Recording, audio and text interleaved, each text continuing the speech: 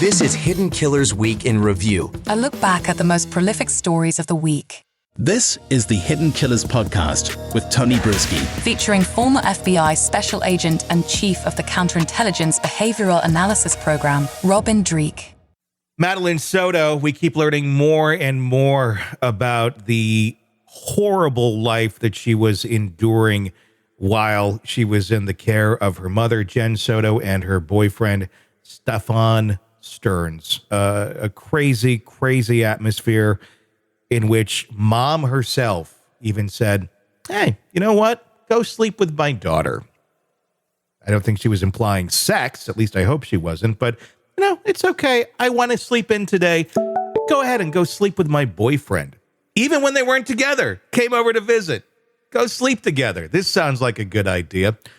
The questions are continuing to mount about Jennifer Soto. Stefan Stearns, he's on a trail to possibly death. He has two upcoming trials, one for the sexual abuse and then for the first-degree murder. Jen, though, she's still free as of this recording. There's a lot out there, a lot of questions. Robin Dreeke, retired FBI Special Agent, Chief of the Counterintelligence Behavioral Analysis Program. There's a laundry list here I want to go through some of these things that Jen Soto has inconsistent statements on or just seem to be flat out lies. What's your take on it thus far? We got Stefan, like I said, two trials coming up, likely going to be death, or they are going to seek the death penalty. And with this case, I don't know how he's not going to end up there. Where do you think this goes for Jen going forward? Well, good on him. Get rid of them. There's no fixing that. He is just pure evil in this world, and yeah, he needs to go away.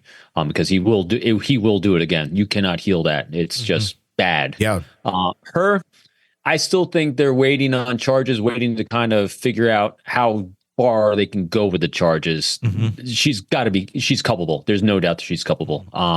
It's just a matter of how they can prove the culpability is what I think they're waiting on. You know, I think they're doing a lot of digital forensics here to kind of see and kind of track any kind of text messages going back and forth that can actually bring as evidence, because she's going to garner a lot of sympathy with a good defense attorney as being trauma bonded and a victim in this as well. And so I think what prosecution is probably trying to do is trying to get hard evidence showing that culpability. You know, kind of like when it's a little bit different, but, you know, we think about Chad Daybell, you know, my initial thing was, hey, he's going to play the sympathy factor because he's manipulated by Lori, you know, because he's just a dope and a mope. But when you saw the text messages, you're like, nope, he's completely culpable, and bingo, the proof is in the pudding, and he got convicted of it. And I think the same thing's going on here is that, you know, defense is thinking we can go for a sympathy, you know, theme here to kind of get as little as we can. But I think prosecution is waiting to get some really good hard evidence about her culpability in this, as well as I've said before, they want to undo a network here. It's not just going to be her that they're going after. They're going to be going after a lot of people. I think it takes time to not just track the people that he's in touch with social media wise on the dark web for trafficking, not just images, but potentially trafficking humans, because there's potential here of her being charged with human trafficking as well as of her daughter, as well as has she done this before? This is going to take a lot of time and investigation, especially if she was also involved in the dark web with a lot of anonymity. So there's a lot of things going on here that are behind the scenes we don't know. I think that's why we're seeing a slow walk on charges. Something that stood out to me when I was looking through some of those documents over the weekend, the bedrooms in Jen Soto's apartment numbered. Who the hell numbers the rooms in their house and goes, oh yeah, I'm gonna sleep in this room. Why don't you go to room 4 and sleep with my daughter? Literally, it's in the document. Room 4 is what they went to.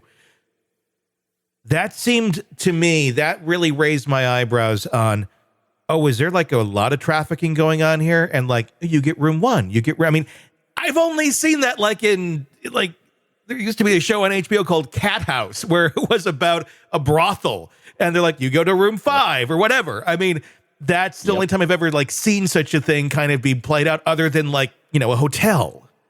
Yep. The probability of him being involved in that and potentially a ringleader is high in my mind. Again, we don't know until we see evidence and all that. And so I think that's what they're trying to do with her is, at the very least, if she's paying any sort of the bills on this house and it's being used in that way, there's culpability there. I mean, so she's hosed. I mean, it's just a matter of them deciding at what level she's going to be hosed. Well, and her inconsistent statements, initially she said that she saw her getting dressed in the morning. Initially, in one of the statements, she said that we dropped her off at school, and then, backed that up to my partner dropped her off at school. These aren't just statements that are like, oh, oops. I mean, it seems like, oh, you have a reason why you need to change the story, not just I messed up and I spoke incorrectly or something like that. It's not like catching things. Her demeanor during the interactions with law enforcement, especially when they were at that office in that recent video that we saw come out, very calm, even jovial at times. There was something that was said at the end and like, they're all joking. I cannot imagine. I don't think there's a smile that would come near my face if my daughter was missing. Now, I know that's me. It's most parents, I think, that love and care about their children. Tells me a lot about just her lack of empathy to what was going on, or lack of emotional impact on her, that her daughter's missing. Yeah. Yeah, the behavior shows you that this isn't the first rodeo because it's been part of a pattern in her life, potentially. And unfortunately, I've seen this before. I've seen parents traffic their own children. So that's why my mind goes there on this one. You know, especially as soon as I saw those numbered rooms, I'm like, oop. You know, because again, I'm an empathetic person. Yeah. Empathy from, you know, understanding the world from someone else's point of view, the tragedy of her being involved with an incredibly toxic individual that was sexually abusing her daughter.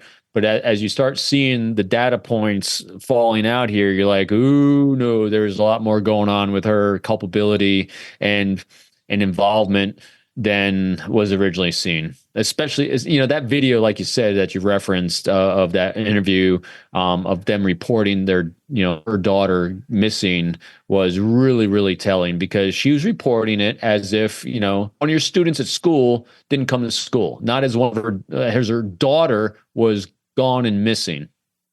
I've seen people far more. I mean, your pet's missing. There's a lot more emotion going on. And this was just a lack of anything there. And also the use of the past tense in referencing her daughter during that too. You know, that is always a clear indicator. I'm always looking for tense when listening to people talking about victims and people missing, because tense is a great indicator of the knowledge level of the individual sharing the information. I'm going to assume they have eyes on her right now, that if she does try to run or something, that's not going to go very far. Want to listen ad-free?